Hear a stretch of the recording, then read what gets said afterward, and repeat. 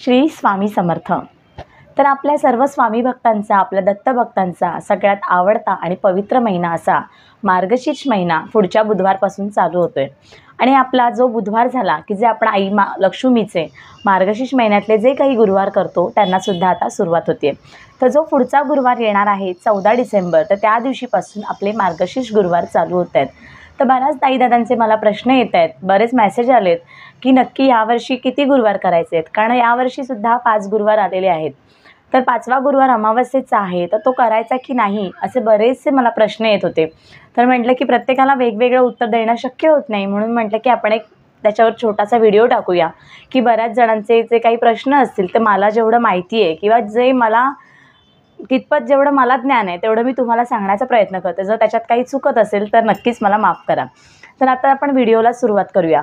तर आपला जो आता पुढचा गुरुवार येणार आहे 14 डिसेंबर, तर तो आपला मार्गशीर्षचा पहिला गुरुवार असणार आहे। त्यानंतर 21 डिसेंबर, 28 डिसेंबर, 4 जानेवारी आणि 11 जानेवारी असे यावर्षी आपले देवी आईच्या कृपेने किंवा आपल्याला देवी आईची जास्ती सेवा करायची संधी मिळाल्यामुळे 5 गुरुवार येत आहेत।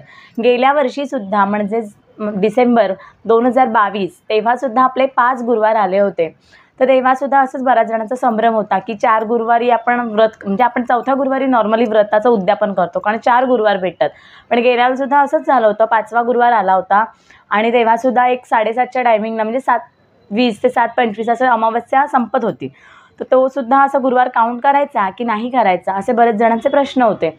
तर मी स्वतःला सांगते, म्हणजे प्रत्येकाची यावरती मतं असू शकतात की काही जणांना वाटतं अरे अमावस्या आहे त्या दिवशी, तर आपण कसा गुरुवार करायचा, तर आपण 4थ्या गुरुवारी करूया।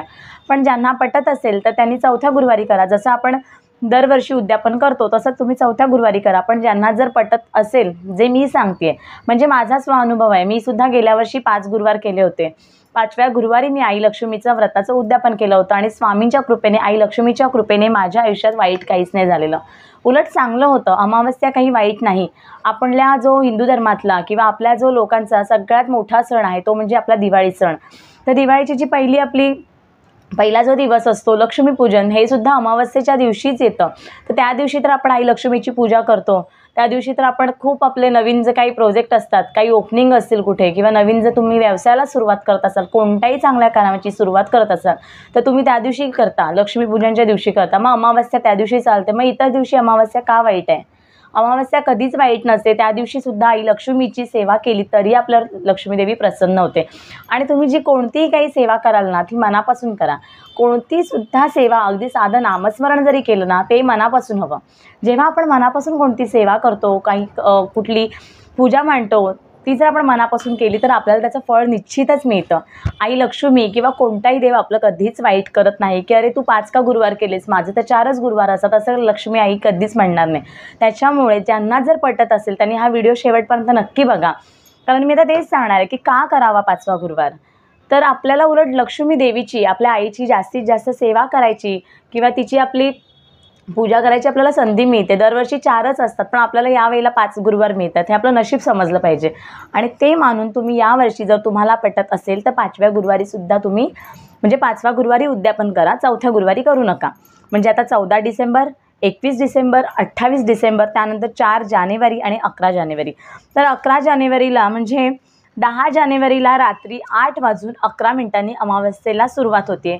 ती 11 जानेवारी म्हणजे गुरुवारी संध्याकाळी 5:30 वाजेपर्यंत म्हणजे 5:27 पर्यंत अमावस्या असणार आहे। तर आता प्रश्न असेल की आता मग नक्की उद्यापन कसं करायचं 5व्या दिवशी? जर तुमच्या मनात काही भीती असेल की अरे अमावस्या संपते, मार्गशीर्ष संपतोय महिना 11लाच आणि पौष महिना चालू होतोय, मग मी पौष महिन्यात कसं उद्यापन करू, जर असा प्रश्न तुम्हाला पडत असेल तर तुम्ही म्हणजे अमावस्या संपायच्या आधी म्हणजे संध्याकाळी 5:27च्या आत जरी उद्यापन केलं तरीही चालेल, म्हणजे तेव्हा मार्गशीर्ष महिनाच असणार आहे। भले ती अमावस्या असली तरीसुद्धा मार्गशीर्ष महिना असणार आहे। तर तुम्हाला जर ती भीती असेल, मनात जर काही तिढा असेल किंवा काही संशय असेल तर तुम्ही अमावस्येच्या दिवशी म्हणजे 5व्या गुरुवारी 11 जानेवारीला संध्याकाळी 5:27 आत जरी 5 बायकांना बोलून उद्यापन केलं तरी चालेल। आणि जर तुम्हाला काही मनात शंका नसेल, जर व्यवस्थित खात्री असेल लक्ष्मी आई आपली कधीच वाईट करणार नाही, तर तुम्ही त्या दिवशी संध्याकाळी कधीसुद्धा म्हणजे उद्यापन करू शकता।